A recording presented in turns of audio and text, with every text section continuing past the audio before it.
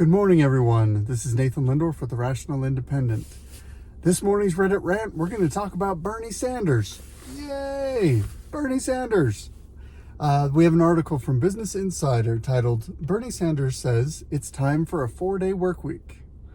So the irony of this, at least from my own personal perspective, is that I'm a huge advocate of the 4-day workweek. And by that I mean 410s. I think it's great to consolidate the work week and get the same amount of work done with fewer commutes, less traffic on the roads, less miles driven, less time stuck in traffic. And while you're at work, adding an incremental extra couple of hours doesn't really feel like much of a strain, at least to me. So that's my take on it. However, that's not at all what they mean. They mean federally mandating that a full-time work week is no longer 40 hours, but is instead 32 hours. And they cite a study in the UK where they ran a pilot program with something like 3,000 workers to see how this went. And apparently the pilot program went pretty well, and a bunch of people in the UK, the businesses said, hey, our revenues are going up. The employees said, hey, we feel great about this. We love working less, but not getting our pay cut, et cetera, et cetera, et cetera. Which leads me to my second contrarian point, which is I think there's a conflating variable in this, which is I think the average work week, with how inefficient most organizations are set up, the average work week has a ton of fluff time. Time between meetings, time when you're getting coffee in the morning, time when you're shooting the breeze in the afternoon, time when you're surfing the internet, hopefully not looking at unsavory things, but who knows? If you look at federal government records, a bunch of agencies spend lots of time on the internet doing unsavory things. Anyway, all of that is to say, if you take a 40-hour week and you have, let's say, 25% of your time is fluff time, and you cut from 40 hours to 32 hours, and people, while they're at work, are actually working, you end up with basically very similar productive output without as much of the fluff time. In other words, at least in the short term with the pilot program, I can imagine people would be more willing to knuckle down while they're at work and less looking to stretch the hours. And I'm not saying everybody does this. Obviously, there's huge variation in the workforce between, if you're looking at a field electrical engineer, someone who is, cutting lumber for a living, or truck driving, or that sort of thing, where when you're at work, you're working. But there's a huge section of the economy, and I'd be curious to look in the pilot program and see how well they split across sectors. There's a huge section of the economy that is office staff. And office staff does very important work, but it has a lot of fluff. It has a lot of time where you're not strictly accountable for exactly how you spend that time. I've been in corporate America long enough. I see it. I know I'm not the only one to see it. You've got the office, you've got Office Space, you've got a handful of other comedy shows, movies, etc. They kind of lampoon the tropes that arise.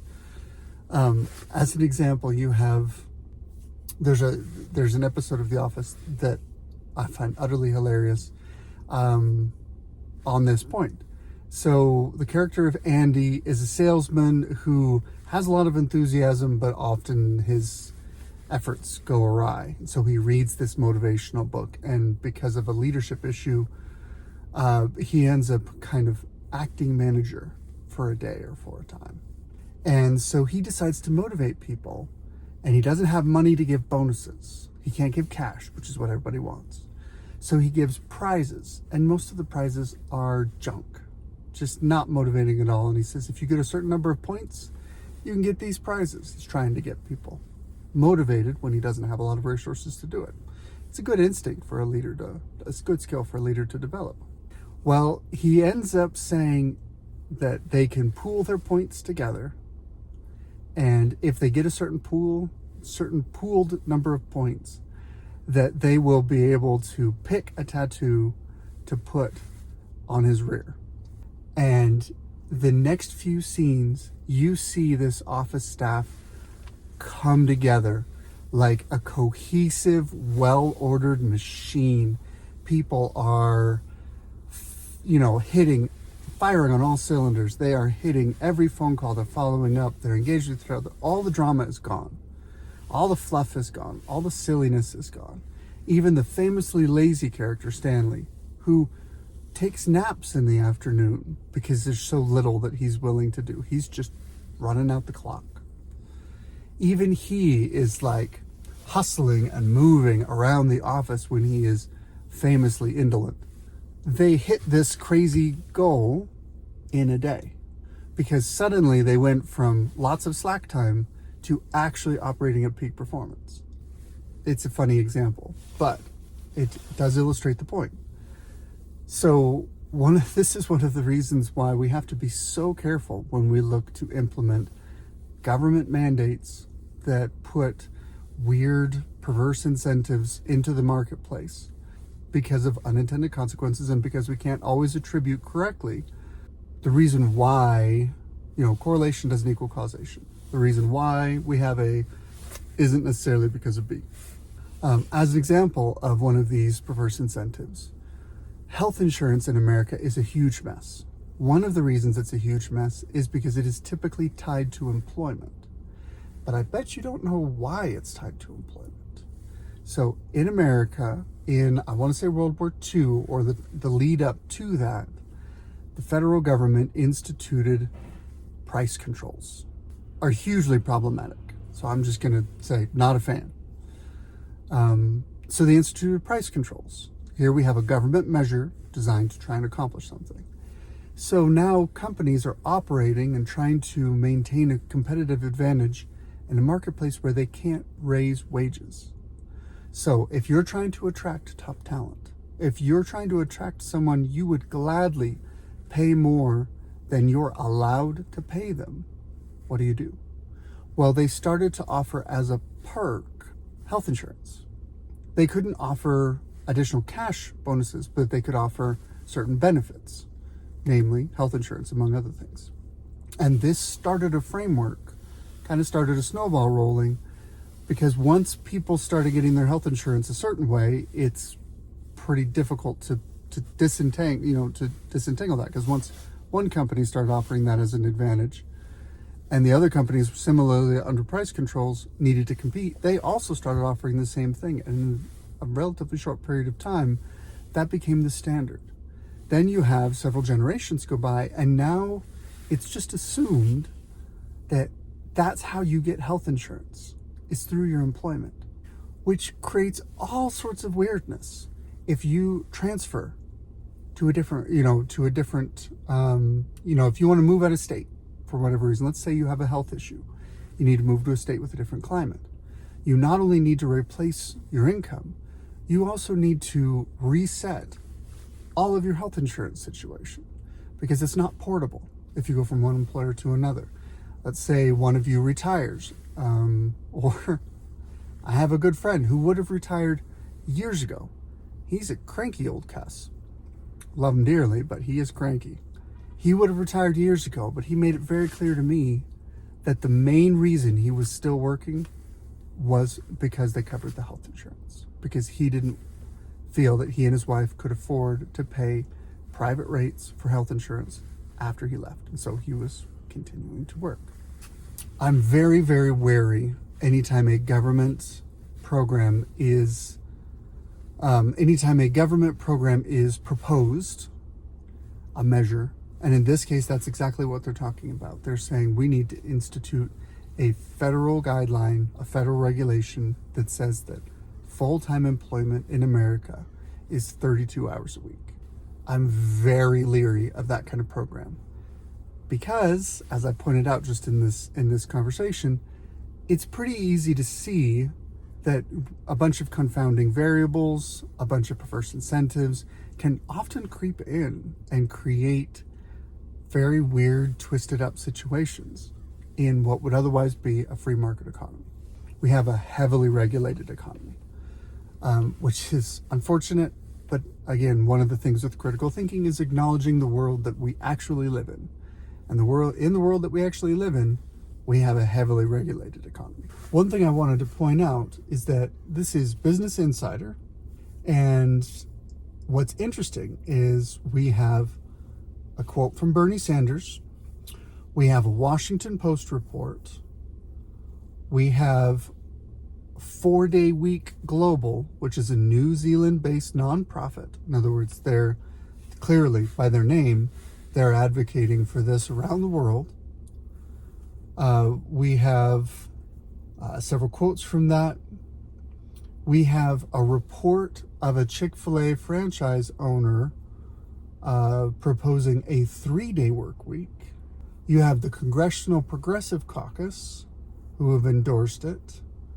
You have a representative from California, a Democrat, who's quoted on the legislation. And that's the end of the article. I'm not sure if you noticed there, progressive, Democrat, global nonprofit, typically same thing, progressive. You have a report of a Chick-fil-A franchise owner, but no quotes from them, no detail there, just the reference. There is no effort to provide the other side of this. This is an article with a blatant bias, if you just take 2 seconds and look at it. They're only giving you one side of the story. They're not acknowledging any of the complications. They're not offering viewpoints as far as even just treating it as a partisan political issue from the other side. When you're looking at reporting, when you're looking at the information that you're taking in, recognize that if you're reading from outlets, again, Business Insider, ostensibly, that should be a fairly balanced publication focused on the needs of business, which is both a right and a left situation. But instead, they only cite the left in this article. If you are engaging in politics, engaging in information and news reporting, take a minute and look at the sources that are quoted. Look at what is being referenced. Look at who is getting a chance to make their best case. There's a reason why in a court of law you have prosecution and defense. If you go to a case in the court of law and you only listen to the prosecution and then you pause it right there, if they've done their job, then you should be swayed because you've only heard half the story. But all too often, we live in a world with such biased reporting that you're only hearing half the story. We're going to touch on this briefly, but this afternoon we might touch on it in more detail. One of the challenges that we have is that in the social media ecosystem, we live in a world where technology enables information providers to give you what you want. So as a hypothetical, if you have a mother and daughter in 2015 that both start up a Facebook account, and the mother says, I like this Trump page, and the daughter says, I like this Hillary page. After a year, the mother will only be shown Trump stuff, and the daughter will only be shown Hillary stuff, because the algorithm says, oh, if you liked this, let me give you more things like that. It becomes a self-reinforcing loop, and there's value to that because it means that the information you're getting is typically more relevant to your interests. There's a danger to that because it means you might think you're getting the whole picture, but you're not. It's a matter of discipline for me, although I know very few people who choose to do it, where I intentionally listen to people I disagree with. I intentionally seek out YouTube videos and Facebook posts from people who I vehemently disagree. It's one of the reasons why I'm comfortable doing this channel, because as you've noticed, most articles at the top of Reddit r/politics lean left. I don't think we've had a single, call it right-wing rag so far, although there's really only a handful of those. Most reporting leans left. And if you think I'm just being flippant, take a look at donation records. So political donations are often public, part of the public record. And so you can look and see in an institution, as a proxy for voting, you can look and see where their tax-deductible political donations went in a given election year. And then you can run it as a percentage and get an idea of what percentage of political donations went to Democrats versus Republicans. Keeping in mind, the confound here is that there's people like me. I won't donate to Republican or Democrat because they're all bastards. I'm politically homeless. That's my own problem. I'm dealing with it. But the point is, even the percentage of people who donate Republican doesn't capture everyone who is not supporting the Democrat. So if anything, it underrepresents people who lean away from Democrat causes. And if you look at certain institutions, there is a dramatic bias in political donations. If you look at media organizations, I want to say last I looked at it was like 95% donations went Democrat. If you look at academic institutions, it's like 99.5%. So when I say that certain institutions have been captured, that certain segments of the economy are biased, there is evidence to back that assertion. There is a reason to be suspect of the messaging provided by these institutions and these sectors of the economy that tilt so far one way. Again, Business Insider. This is an article. This is published in the news section. This is credible, valid, well-sourced reporting that only gives you one side of the picture. Are you okay with that? Or do you think maybe it might be a good idea to start broadening your perspective a little bit and intentionally step out of the self-reinforcing social media bubble and look for some information you might not agree with at first? Challenge your beliefs, challenge your assumptions, dig into why you think the way that you think. And I think you'll be pleasantly surprised to discover some things you're pretty firm on, and other things maybe you're a little misinformed on. That's my Reddit rant for today. As you can tell, it's another snowy day here in Colorado, which I love it as long as I don't get in an accident. I love it. Have a lovely day. Take care.